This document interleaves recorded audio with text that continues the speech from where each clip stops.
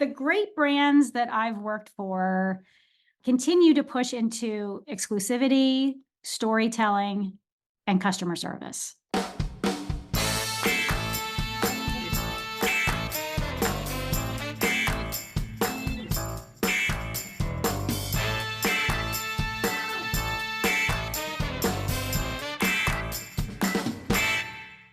Okay, welcome back to the Marketing Playbook presented by Details Interactive, Amperity, and Element.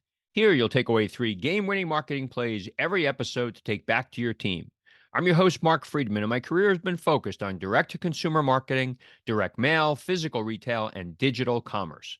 This is episode number 98, and today's guest is Michelle Cutter. Michelle is the VP e-commerce at REI and has had an amazing digital career with brands like Tory Burch, Kate Spade, and Tumi. She started her career on the product side of the business and eventually moved into marketing and digital operations. She's worked closely with founder-led brands, and she speaks to how she's been so successful in those types of roles. The work that she and REI do for our environment is incredible. And if you did not know about REI before this interview, you'll certainly want to check it out when you're done. Before we get started, a quick thank you as always to Max Brandstetter of the Wild Business Growth Podcast for producing this episode. You can reach him at max@maxpodcasting.com to help bring your podcast to life. Let's open the playbook. Ready, break. Well, hello, everyone. Thank you for joining the Marketing Playbook podcast. Today, I'm joined by Michelle Cutter. Michelle leads REI's e-commerce and gear and apparel teams, which include product management, digital merchandising, UX and site operations, digital analytics, and the mobile app teams. She's responsible for defining the digital e-commerce strategy and roadmap to achieve demand targets while delivering on REI's brand promise and customer experience. Prior to joining REI, she had led the digital divisions at Theory, Tory Burch, and Tumi, where she was responsible for the global digital vision, as well as e-commerce, technology, digital marketing, and CRM strategies for these brands. She's been a startup advisor as well as a founder of her own digital consultancy. Michelle, welcome to the show. Thanks so much for having me, Mark. It's great to be here. Yeah, thank you, and it's nice to finally get to chat with you. We've kind of, as we were saying before, we've traveled in the same circles, never having met. So always nice to have conversations with people that we've had parallel paths with. Absolutely. You mentioned that you live on the West Coast, the Northwest, and you're a East Coaster for a good part of your life, right? I am. Yeah, I have been born and raised on the East Coast. So I grew up near Philadelphia in southern New Jersey. And yeah, my parents were both teachers. And so education and independence and having a really strong work ethic was a big part of me growing up for sure. It is so amazing how many, I mentioned to you, I'm closing in on 100 shows now. And, I start off with this first story, getting the background of the guest and I'll maybe ask you to elaborate, a bit more, but a lot of teachers, a lot of parents were teachers. There's a lot of that. And a lot of entrepreneurs, that whole work ethic of teacher is very evident. And I also started working when I was pretty young. I mean, I think I was 13 when I started working. And both my parents were also just really accomplished people. So not only were they great teachers and celebrated teachers, but they were really lifelong learners. And I think that they really didn't put any limits on themselves. And they helped me think about, how to challenge myself. My dad actually was the first to go to college from his family. He built our house. So we have a log cabin in southern New Jersey on 5 acres. He got his pilot's license, he got his black belt in Taekwondo. So just always was challenging himself to learn something new. And he also loved to backpack and hike. And so I'm sure that rubbed off on me. And then my mom was excellent she was a great athlete. She was really good in field hockey and really an advocate for equal rights in women's sports. And so did just some amazing work when she was in her 30s to sort of help that cause. So I had some pretty great parents. That's fantastic. So, you were talking about getting an early start at working. I'm sure this role wasn't at 13, but you got an early start at Saks as an assistant buyer. And it seems like also many of your early roles were very much focused on product as opposed to marketing. I really did not know what I wanted to do coming out of college. So I think, like many people on your podcast or those that are listening, I had a really great education and enjoyed learning a lot, but really did not know what I wanted to do. So I was lucky enough to go to a school where a lot of organizations came to recruit. And so I really was using that experience to learn as much as I could about all different types of industries and jobs. And like I said, because my parents were teachers, I wasn't exposed that much to lots of different industries, especially on the business side. I was lucky enough to get interviews with Saks Fifth Avenue and also some advertising agencies, and so that was my choice. Try to get into the advertising space or retail. And what I really loved about the Saks job was that it's a training program. So I don't know if you've talked a lot about that, but that was an amazing program. So really introduced me to retail, got lots of different experience and trained in buying and planning and then on the floor with a store manager, and so really understood the retail experience and really loved it. Yeah, you'd be surprised at how many people I've spoken to that went through some of the one of the department store training programs. They especially, it's funny. I hear a lot about, geez, I was a product person. I didn't understand anything about math, and they taught Right. you about, retail math and all these things that you didn't have experience in. And everybody, says that they were great experiences. So you do that, and then you spend some time in a progression of high-end retailers. So some Yeah. time at Coach, Mhm. on the product side, yeah. Definitely a theme of I love great product. I love quality. I love product that lasts, that you can have your entire life. And so, yeah, started at Coach and did lots of great, what we called product management, which would now be called merchandising, and loved being that sort of hub of the wheel, and being able to interact with all the other different divisions in terms of bringing that product to life and going to market with that product. And so the coach called it product management.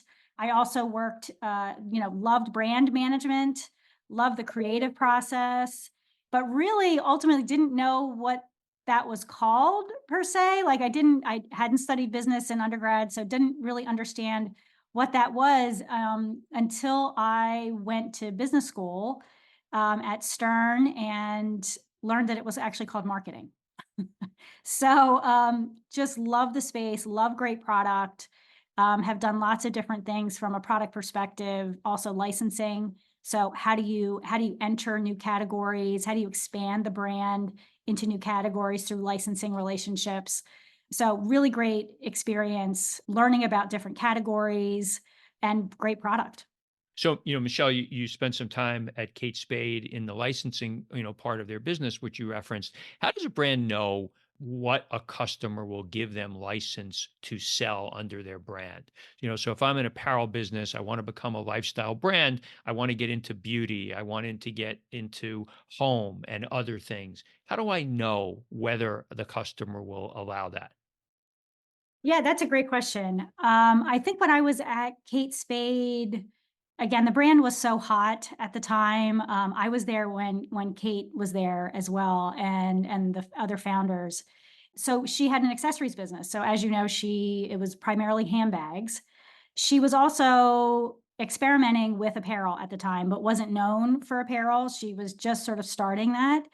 And as we thought about brand extensions, which really what licensing is about, the first thing you're thinking about obviously is other accessories. So we thought about footwear and launched footwear. We were thinking about eyewear, so really looking at an eyewear license, so sunwear and eyewear. And then you're thinking, I think, bigger. And so where does the customer give you license? And so we experimented with home, and that actually did really, really well. She also did a paper license, which was really unconventional at the time. but also did really well. So I think that the great thing about Kate Spade and other founders, they have such a strong sense of their brand and a strong set. I mean, the brand was Kate. Kate had such an amazing aesthetic and point of view from a design perspective that whether the product was licensed or not, she was still developing great product, and her customers really resonated with that. So I think in general, I had it pretty easy at Kate Spade. I mean, we could have really probably extended into many different categories, but I think she was safe in that she really looked at accessories categories and then expanded that into something like a home. As you get into licensing, is it difficult to maintain the brand aesthetic when you've got others that are developing product for you and having it be consistent as if everything was done under the ownership of the brand? It is hard. I mean, obviously, anytime you're working with a partner on developing your business, it's hard. And so it takes a lot of work to make sure that you are constantly connecting and that that partner is really seeped in the brand and understands the brand and understands where you want to take the brand. And so, yeah, it can absolutely be challenging. But I think the way you mitigate some of that is really aligning on the positioning of the product. So, where do you want the product positioned? Who's the competition? What's the pricing? Where do you want the product to be made? All of that is really critical up front as you're picking your partner. It's important that you're also staying really, really close with them. So as you're going through market, et cetera, you work very, very, very closely together. So it's hard. Anytime you get you're one step removed from working in the company, it definitely creates a little bit of distance, but it's not hard to do that when you're working with great partners. Thriving brands today have one thing in common. They make it a priority to understand their customers. Imperity uses AI to unify customer data and help businesses know exactly who their customers are and what they care about most. Find new customers, grow loyalty, get better return on ad spend, and manage privacy compliance. An accurate, unified customer data foundation connected with the teams and tools that need it makes everything you do with customer data work better. Build your strategy on Amperity, the platform for customer data. Learn more at amperity.com. You mentioned, that you like quality product, great names, great brand, things that last forever. That's also somewhat synonymous with never on sale, not a lot of promotion, those kinds of things. So how does a brand, one of the things you see so much, about is how retailers, have diminished the value of their product because they, put it out at full price, and then, before you know it, it's marked down. But there's a whole cadre of brands that are out there that you feel like never marked down. How do they sustain that? Yeah, that's a great question. I think that the great brands that I've worked for continue to push into exclusivity, storytelling, and customer service. And you have to be able to do all of those things really well with the customer.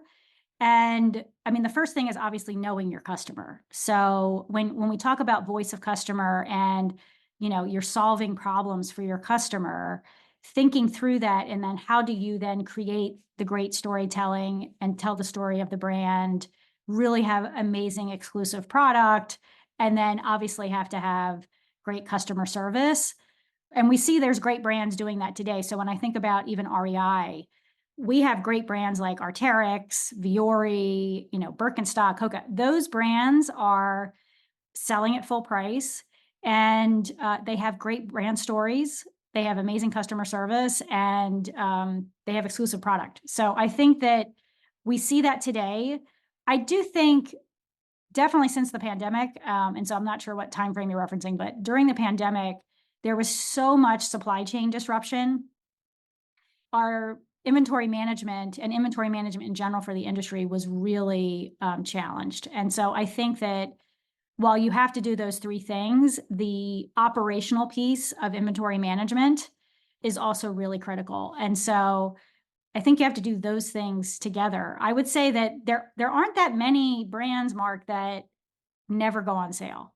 I mean, I can think of a handful of very exclusive brands that never go on sale. So, like an Hermes, that high level of a brand.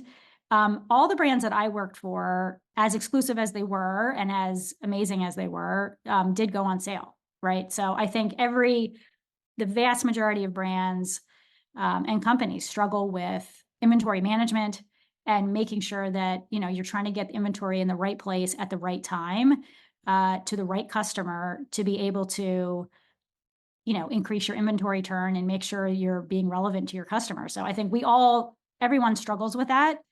It really becomes an issue when you really have overbought and the market is flooded. So It's a challenge I use as the example often, and sometimes it's not even that they don't go on sale, it's that they give the appearance that it's very infrequent. So like a Lululemon where I'm a customer, I don't wait to buy something at Lulu because I think it's going to be marked down. I buy it because I want it, because it's innovative or quality or whatever. And if I happen to go into the store and they have a sale rack and something that I like is on it, I will buy it. And that's really, I think, part of the mentality of the brands. I'm going to go a little bit out of order here. I know you spent time at Tory Burch as well. And, what I, really wanted to talk about is working in founder-led mm, businesses. So you mentioned Kate Spade, Tory Burch, also founder-led business. You've been in some that weren't founder-led. What's the mhm. difference? Are there differences? I don't think there are big differences. I think I also work at Theory. Andrew Rosen was also still involved in the business. So I've worked for three founders, four counting Kuba. So I actually have worked for a fair amount of founders. I think that what I loved about working for founders is that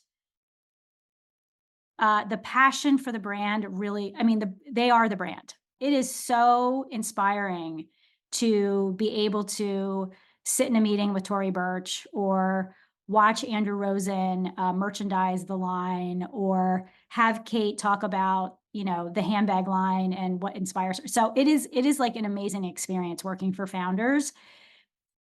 They have a very distinct point of view of how they want things to look and feel, which completely makes sense, right? So my job is to really bring their vision to life.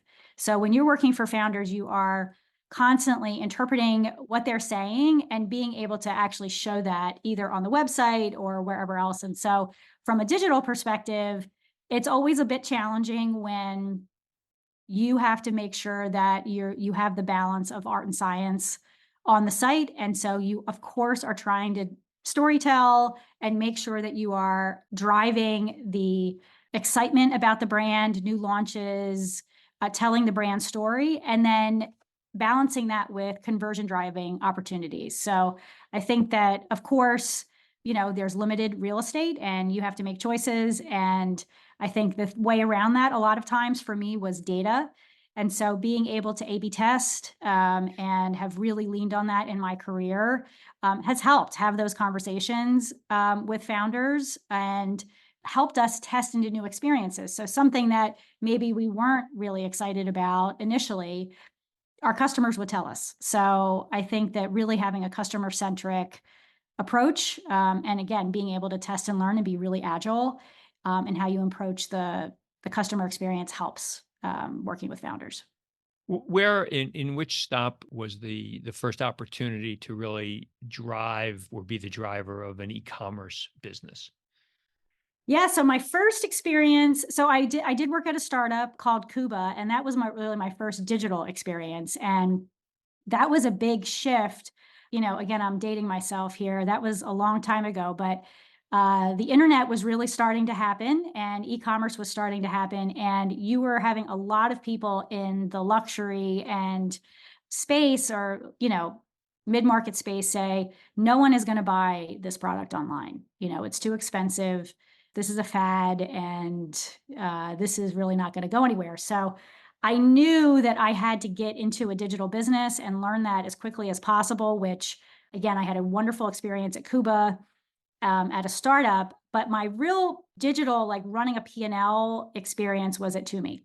I actually took a step back in my career. So I was a vice president at Kuba, and at Toomey, I started off as a director of e-commerce, and they really took a chance on me. I mean, I had run the Kuba business, but this was a big business. It was a big business. It was a global business, and they were in the process of rethinking their tech stack. So it was a big opportunity, a big job, growing business, and I was just super excited to join that organization. And I was there for almost 6 years and learned a lot in that experience. So grew as a technologist, grew as, understanding customer centricity, and really understanding technology. It was a wonderful experience, and was able to replatform many technologies, and relaunched and redesigned the website and grew the business. So that was my first real job in terms of managing a digital P&L. Was that in the New Jersey office off of It 287? was. Yeah. Yes, it was in the round building. Yeah, the round building, yeah, I would Yeah, pass Piscataway maybe, that's that's what it right. was. Yeah. Yeah, Yeah. funny. Many of the businesses that you've been in and a number that I've been in are, true multi-channel, not just, full price, not just, retail stores and digital, but they also had large wholesale components. And that adds some complexity in businesses, especially when you are the digital commerce focused person. What kind of challenges did you have to face and how did you deal with them?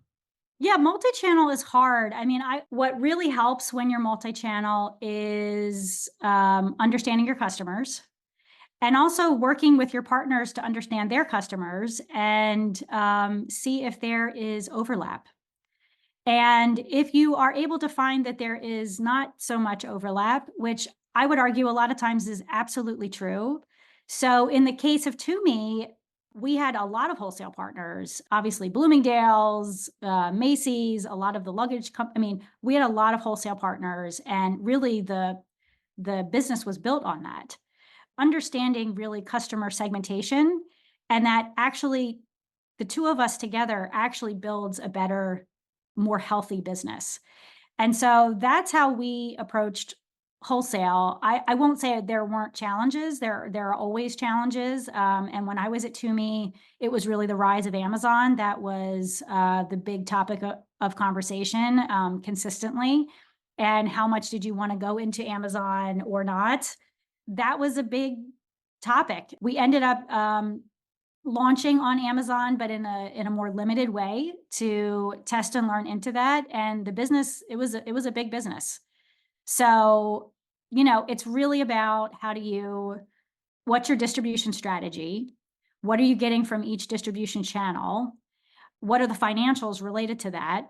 And then obviously, if you're able to partner really well with your wholesale partners, you can really grow the pie instead of cannibalizing each other. So we've learned a lot through the process, and we also had a big international business, and so there's a lot of complexity with the international business as well, and going direct to consumer, as well as working with partners from an international perspective to increase reach. So that was another aspect of it. So it wasn't just domestic wholesale, it was also international. Element is an award winning advertising agency optimizing e commerce campaigns around profit. In fact, they've helped 13 of their customers get acquired, with one selling for nearly $800 million and one that IPO'd recently. Plus, they were ranked as the 12th fastest growing agency in the world by Adweek. If you're an e commerce business that needs help scaling your ads profitably, check them out at element.com, spelled ELUMYNT.com.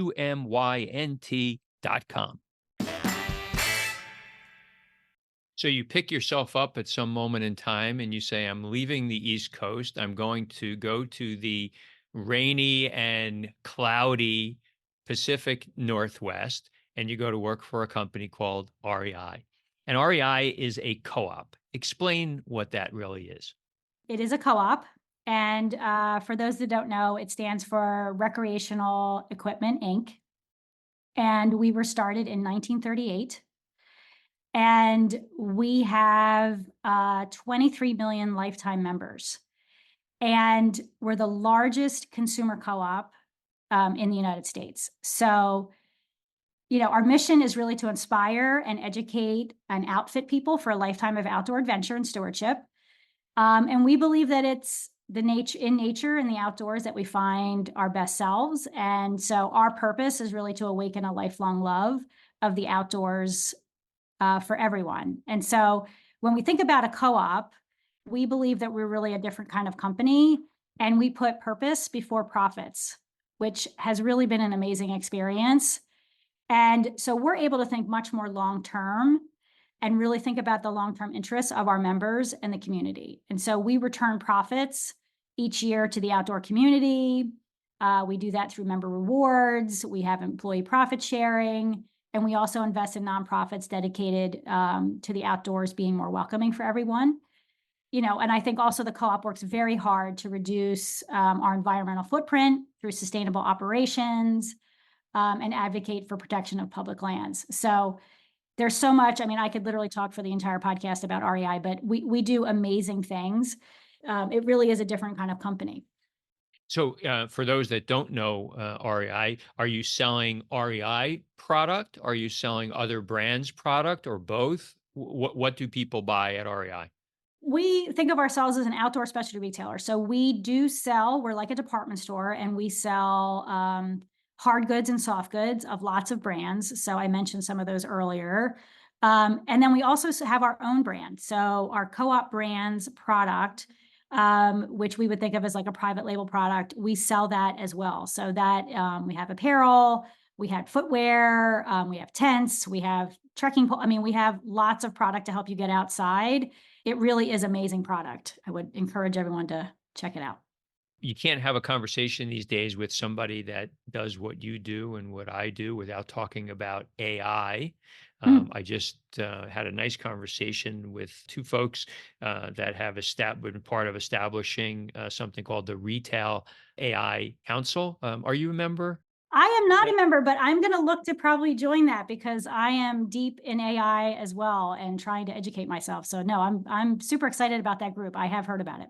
Yeah, so Doug Weish was one of the founders there, and he and I just did a show together with Shirley Gao from PacSun.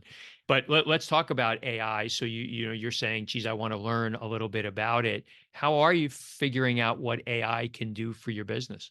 I personally am taking a class because, like I said, I just really like to learn, and so I enrolled myself in a mini MBA class to get up to speed as quickly as possible. So I'm in the middle of that right now. I'm also talking to a lot of companies. So obviously, a lot of companies trying to incorporate AI into their products. So talking to several of our partners as well as other companies that are trying to incorporate that into their products, and we're testing. So some of our partners have already incorporated AI. So how do we start to test and learn into what this means? We have tested, as an example, in customer service a little bit, a very small test, just to see how does it work. What do we like about it? What do we not like about it? How do we make sure that it's giving the right experience or not? Very, very early days. And again, very sort of typical use cases that everyone's talking about in AI, but we're doing it in a pretty small way so that again the team can learn and then decide where we want to move forward with it. So it's a really interesting space. I'm very excited about it as a tool. I think about it really as a co-pilot. I'm using it every day. So I'm using it every day to just try and learn how can I get more productive, what are my use cases, what could be the right use cases for the team, and yeah, it's been an exciting journey so far. Yeah, and maybe I can probe a little bit if you're willing to share. What kind of use cases, are you thinking about right now? Because I get asked a lot, from board people, what should we be doing in AI, or other people in leadership, not quite sure how to dip their toe in. And one of the things on the show with Doug recently was that we've been using AI for quite a long time in a lot of Mhm. different areas. We just didn't call it AI. Right. Yeah, so I mean, I think the typical ones are we have looked in customer service. So, we want to make sure our customer service agents are having the right conversations and are able to provide the expertise that we're known for to our customers. And so answering kind of basic questions about, where's my order and that kind of stuff. Can we do that? Can we help our agents be more productive? Can they use AI to as a co-pilot, as an example? And so we've tested little things there, again, in a really small way. And I think our initial test actually wasn't great. And so we need to go back and continue to keep looking at that. We're also looking at like product recommendations. So we have a partner that is clearly pushing on this and making sure that we're able to access all of that information as quickly as possible, all of our product information, and be able to give our customers the best recommendations, and also personalize those recommendations. So we're sort of leaning into that space as well. Those are the two main ones. I mean, obviously, we're thinking about there's lots of applications for this, but those are the two that I can share. How do you think about, we talk about this a lot, and my listeners are probably tired of me talking about it, the shiny object syndrome. You get lots of folks reaching out to you about things to add to your tech stack, and you can't do everything, but some try to do everything, and in fact, don't execute very well. So how do you kind of think about what you will tackle and what you won't tackle?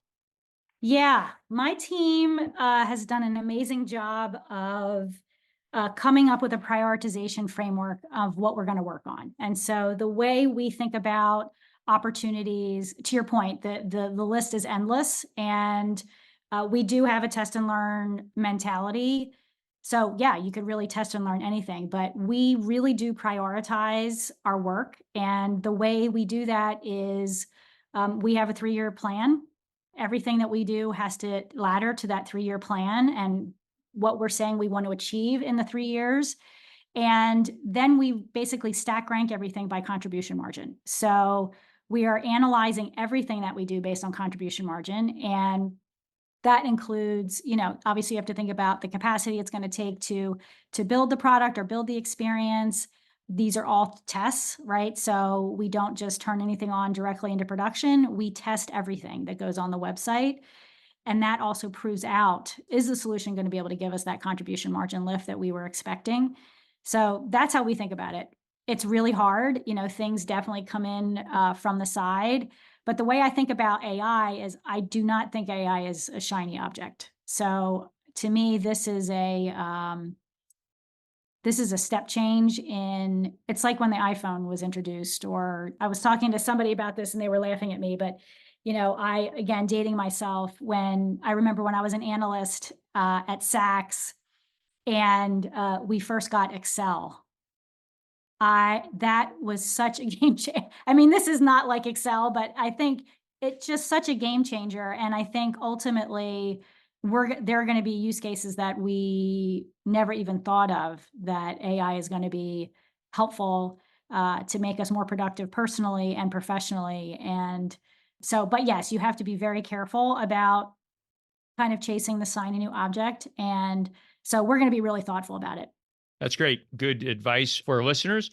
They've heard it before, that you need to have that roadmap, and I love the contribution margin evaluation. That's important. All right, we're down to the 2-minute drill. 7 questions, 1-word answer. Are you ready, Michelle? I think I'm ready. Okay. A brand that you admire or that inspires you. I'm really inspired by Starbucks. Favorite app on your phone. Besides the REI app, my favorite apps are All Trails, New York Times, and I love the Greenlight app. Last website other than Amazon that you shopped from.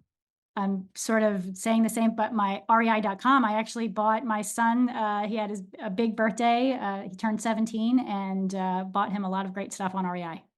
That's good. I thought you were going to tell me you bought him a car too, but I Oh, guess you don't no, sell. No, not yet. no, no. Something that you're not good at, but wish that you were. I really wish I could draw. I've always been really inspired by great design and art and love being around creative people and the creative process, but I just cannot draw. It's really depressing, actually. A charitable organization that you're passionate about. Yes, so I am the chairperson of Leave No Trace, which is a nonprofit based in Boulder, Colorado, and they want to train and educate everyone to go outside and use the Leave No Trace principles. So I'm super passionate about it. You know, we know that people that get trained in Leave No Trace are 5 times more likely to protect nature. And so I'm on a mission to protect the outdoors, and I love this organization. So if anyone wants to check it out, please do. If you had one superpower, what would it be? I would clean up all the plastic in the world and cool the planet. Other than family, what's your most prized possession? Well, I wouldn't call him my possession, but my dog. The first thing I thought of when I saw this question was my dog Oscar, and he's just the best dog. And he's 9. He's getting a little older now, but he's my buddy, and we rescued him when we were in New Jersey. My husband drove with him across country when we moved out to Seattle, and he's just been a lifesaver for the family and myself. That's nice. Where can people reach out to you on social media, Michelle, if they would like to connect? Yeah, on LinkedIn. I'm on LinkedIn, and yeah, definitely reach out. All right. Well, that's great. This was fantastic. Thank you for making the time. It was nice to see you and wish you continued success. It was so great talking to you. Thanks so much, Mark. That's it. Today's game ball goes to Michelle Cutter for coming on the marketing playbook.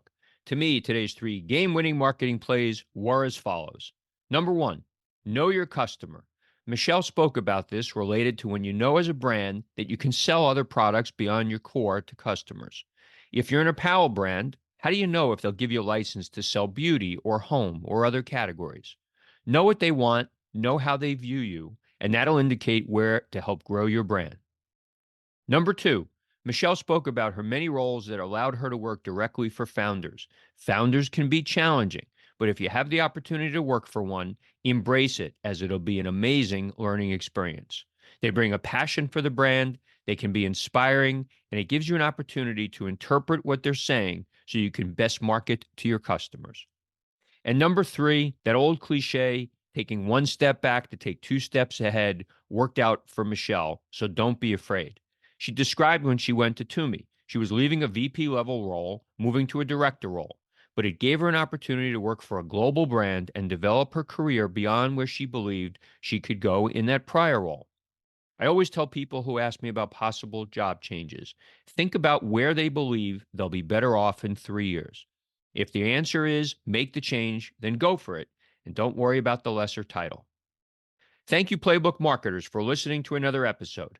If you want to check out more pages of the Marketing Playbook, make sure to subscribe on your favorite podcast spot and leave us a 5-star review on Apple Podcasts. Until next time, the devil is in the details.